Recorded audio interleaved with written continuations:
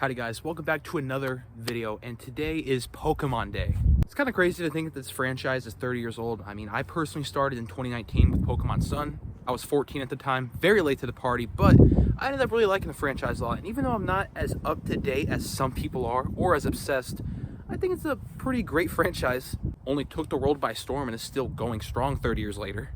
But today I thought I'd say that, but also give you my thoughts on the Pokemon Direct that came out, which I didn't personally watch live because I had to commute to school while it was happening, and plus, every time I watch a Pokemon Direct, I'm just disappointed.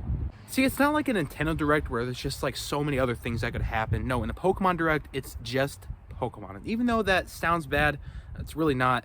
I just would like to see something else. But in general, it's just about what I expected, just like, you know, Gen 10. I mean, who wasn't expecting that? Let's be honest. If they didn't announce Gen 10, like, I just feel like it would have been pointless. But yeah, Pokemon Winds and Waves coming out in 2027, probably the holiday. And the starters, I think these starters look pretty good. I'm personally gonna go with Grout because I love the grass starters most of the time, and I love how he looks like an Angry Bird. Cute little fella. Also, we're getting Pokemon XD on GameCube Online. Love it.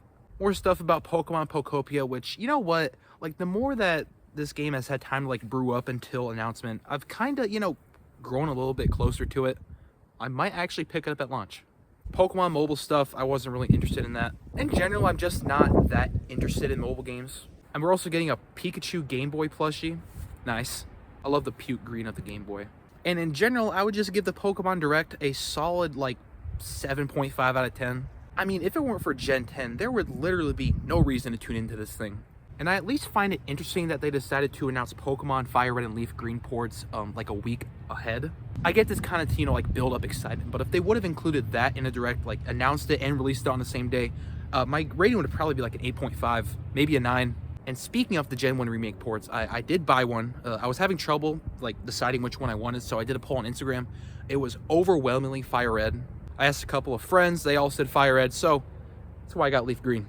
I'm gonna be honest, this is just my calling. I just feel like the green was calling for me, even though I love red as well. But yeah, thank you everyone on Instagram that voted.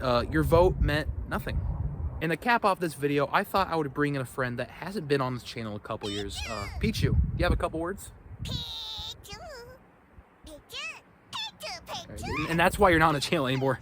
Anyways, thank you guys for watching. Like, comment, and subscribe. Happy Pokemon Day.